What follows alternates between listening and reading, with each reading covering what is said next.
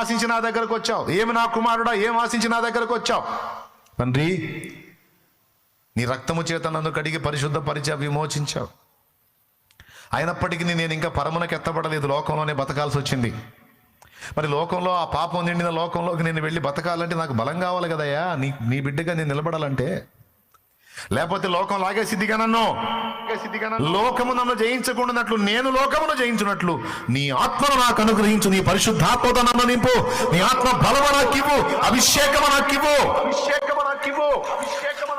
నీ ఆత్మ ప్రభావంతో నన్ను నింపు ప్రభువా, ఆత్మ ఫలముతోను ఆత్మ వరములతోనూ నన్ను నింపు. నేను నీ కొరకు నిలబడతాను, అనేకులకు సాక్షిగా నిలబడతాను ప్రభువా. నేను నిలవగలుగుతాను, అనేకుల్ని గెలవగలుగుతాను కదా తండ్రి అని ఏనాడైనా కూర్చున్నావా? మొన్న బుధవారం చెప్పే మళ్ళీ ఒకసారి రెట్టిస్తున్నాను. ఎందుకు కూర్చోలేదు అంటే దాన్ని గురించిన అవగాహన సరిగా లేదు.